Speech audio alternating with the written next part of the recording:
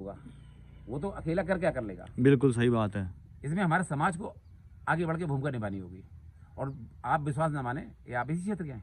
हाँ जी बिल्कुल। इसको थोड़ा बंद कर दीजिए। देख सकते हैं हरिद्वार से 12 ज्योतिर्लिंग कवर करेंगे और 11 कंप्लीट कर दिए इन्होंने। इनका यूट्यूब चैनल भी आप लोग सब्सक्राइब कीजिए, MKD777 @ देखिए मित्रवर हमारे। हर हर महादेव। हर हर महादेव। तो आज हम इनसे जानेंगे कि किस प्रकार से जो भारत का इतिहास हमें बताया गया वो क्या रहा, क्या संकीर्ण सोच थी, उसके पीछे जानेंगे हम आज इनसे। तो दोस्तों, संकीर्ण सोच नहीं, सारा खेल था मुगलिया। और जितनी भी हमारी अभी तक सत्ता में लोग रहे, वो सब मुगल सोच के ही रहे। सिर्फ अटल बिहारी वाजपेयी के आने से पहले तक सब मुगलिया सोच वाले थे। और इसीलिए इस्लाम धर्म को आगे बढ़ाया गया। क्योंकि अगर इनका हिस्ट्री देखेंगे, जो पहले प्रधानमंत्री बताए जाते हैं, लेकिन सच्चाई ये है कि पहले प्रधानमंत्री इस देश के जवाहरलाल नेहरू नहीं थे। हमारे देश के पहले प्रधानमंत्री बने सुभाष चंद्र बोस। और हमारा देश आज़ाद हुआ 2 सितंबर 1945 को।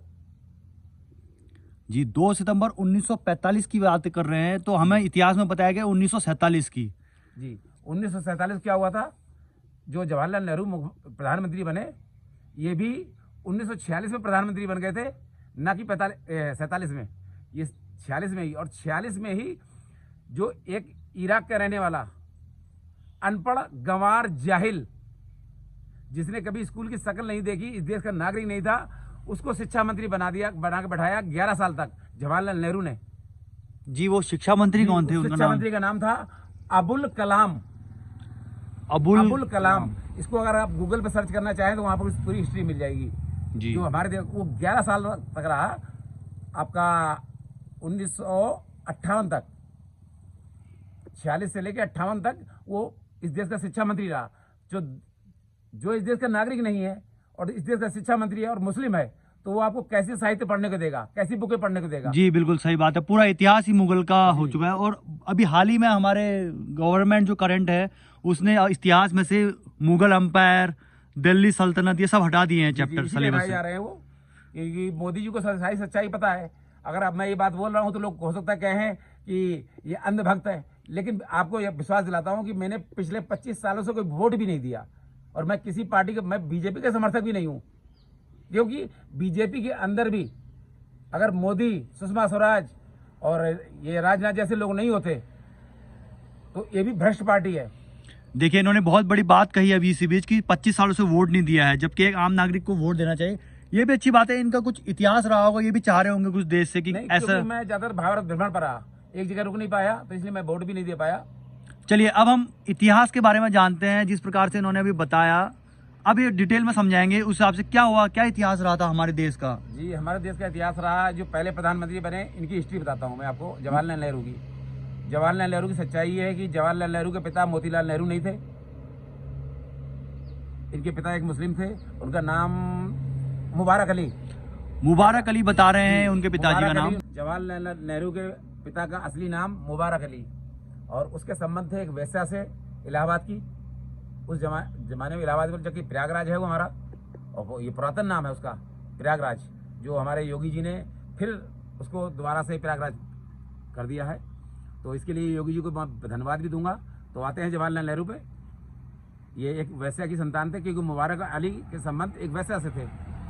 तो जब वो वैश्या मर गई तो मुबारक अली इनको अपने घर पे ले आया, जहाँ काम करते थे मुबारक अली इनके मोतीलाल नेहरू के घर पर। मुबारक अली काम करते थे मोतीलाल नेहरू के घर पे, खानसामा का। तो वो उनको घर पर ले आए। जब मुबारक अली की डेथ हुई तो मोतीलाल नेहरू ने जवाहरलाल नेहरू को गोद ले लिया। अब ये नेहरू कैसे बने, आप सोचिए सभी लोग, कि ऐसी कौन सी जाति है जो बाप से शुरू बेटे पे खत्म। जवाहरलाल नेहरू, मोतीलाल नेहरू, तीसरा कोई नेहरू बता दिए पूरे विश्व में? कोई नहीं। इनके कोई बच्चे नहीं थे? किसके? नेहरू जी के थे। अच्छा। इंदिरा गांधी तो नेहरू के बच्चे थे। जी जी जी जी, चलिए जी। तो अब ये नेहरू कैसे बने? क्योंकि बहुत पैसे वाले थे, व्यापारी खानदान से थे। तो व्यापार करने के सिलसिले में भारत आया करते थे ये, ईरान से खजूर लेके। जो उनके पूर्वज थे, जवाहरलाल नेहरू और मोतीलाल नेहरू के जो पूर्वज थे, वो वहाँ से खजूर लाया करते थे। तो व्यापार इनको कश्मीर बहुत अच्छा लगा, तो आके कश्मीर बस गए। वहाँ पर कश्मीरी पंडित से एक कॉल थी जो उनसे विवाह किया और वहां से फिर ये आके इलाहाबाद बसे नैनी नहर के किनारे। नैनी नहर किनारे ने एक मकान बनाया जिसका नाम आज लोग आनंद भवन के नाम से जानते हैं, जी, लेकिन जी। सच्चाई है उस भवन का नाम इसरत मंजिल। आप कभी भी जाएंगे, कोई भी जाए वहां पर देखेगा, कैमरे के अंदर जाके वहां रिकॉर्ड करेंगे तो सबसे पहले नाम लिखा हुआ आएगा इसरत मंजिल, बिल्डिंग के मेन गेट पे ही। तो जी, जी। इसरत मंजिल कौन लिखता था भाई? कोई हिंदू तो लिखेगा नहीं मंजिल नाम से, हाँ, मुस्लिम लोग लिखते हैं। जी, तो जी, सोचिए कि उसका नाम है इसरत मंजिल, जैसे हम लोग आनंद भवन के नाम से जानते हैं। तो जब ये भी कभी भी आते थे, हमारे जो आज की लोकसभा कहलाती थी पुरानी वाली, जब भी कभी ये आते थे यहाँ पार्लियामेंट में, तो सभी लोग कहते थे कि इन्होंने अपने आप को कश्मीरी पंडित घोषित किया हुआ था। और वहाँ पर जितने अंग्रेज थे या जितने भी चापलूस थे अंग्रेजों के, तो सब कहते नहर वाले पंडित जी आ गए, नहर वाले पंडित जी आ गए। तो नहर वाले पंडित जी से चलते चलते ये धीरे धीरे नेहरू बन गए। जी।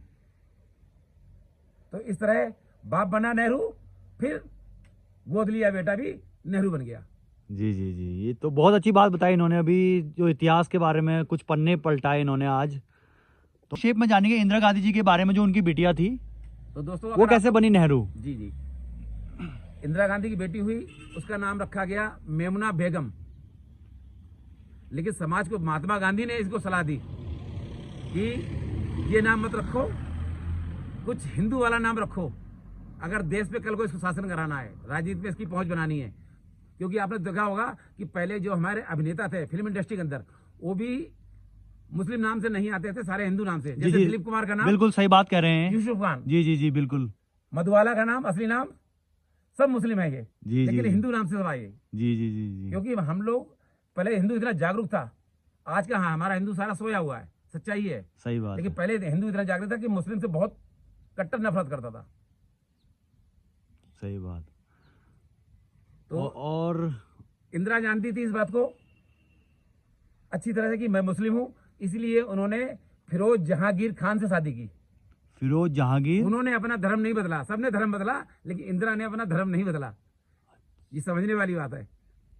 ये पॉइंट नोट कीजिएगा आप सभी दर्शक, देखिए धर्म बदला नहीं उन्होंने फिर भी उसके बाद। इसीलिए राजीव गांधी की शादी भी इस्लामिक पद्धति से हुई। राजीव गांधी की रातों रात शादी हुई, क्योंकि सोनिया एक प्लांटेड लेडी थी जिसने आके राजीव को फंसाया। सच्चाई है। किस लिए? कि भारत पर धीरे धीरे जैसे ब्रिटिश हुकूमत थी, ऐसे ही क्रिश्चियन हुकूमत आ सके। सोनिया गांधी एक प्लांटेड पर्सन है इस भारत के ऊपर। देखिए इस उसके बात पे पास- भी गौर कीजिएगा आप सभी लोग। और सबसे बड़ी चौंकाने वाली बात बताऊंगा कि उसके पास पिछले 25 साल से इस देश की नागरिकता भी नहीं है, और वो लोकसभा का चुनाव लड़के सांसद बनी बैठी हुई है। पिछले 25 साल से उसके पास इस देश की नागरिकता भी नहीं है।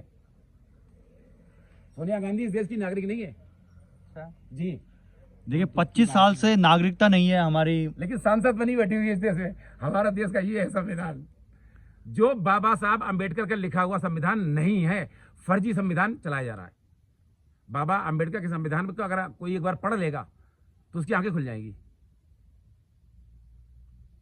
जो संविधान इस टाइम चलाया जा रहा है वो टोटल फर्जी है। अच्छा। और दोस्तों पिछले 75 सालों से जिसकी चाटुकारिता की जा रही है, उस कांग्रेस का इतिहास क्या है? कांग्रेस की बनाने वाला कौन था? A.O. ह्यूम, जो देश के आजाद होने से पहले बनाई गई थी पार्टी।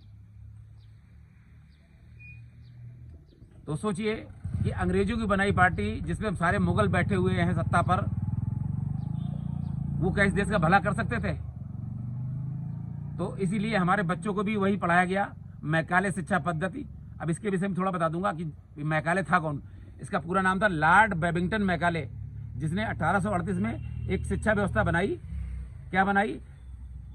कि हमारे सारे 7 लाख से ऊपर गुरुकुलों को ये रातों रात बैन किया गया। रातों रात 7 लाख से ऊपर गुरुकुल। क्योंकि पहले अंग्रेज करते क्या थे कि जिस किसी चीज पे बैन लगाना तो उसका पहले कानून बनाते थे पार्लियामेंट के अंदर। जब कानून बन गया तो अब तो सबको मानना पड़ेगा। तो उन्होंने रातों रात कानून बनाया, और कानून बना के रातों रात हमारे गुरुकुलों को बैन करा दिया।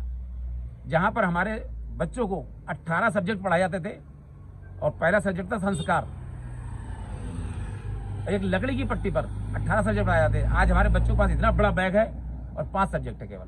सही बात है, बिल्कुल तो सही बात। संस्कार बच्चों में आएंगे कहाँ से? देखिए, देखिए हमारा समाज भटका हुआ है। मैं एक चीज कवर करना चाहूंगा। आजकल बच्चों को सिखा रहे हैं A for apple, B for ball, जबकि हमारे इतिहास में A for Agni, B for भगवान, ये सब चीजें सिखाई जाती थी गुरुकुल में। जी जी जी। तो कुछ बदलना पड़ेगा हमें।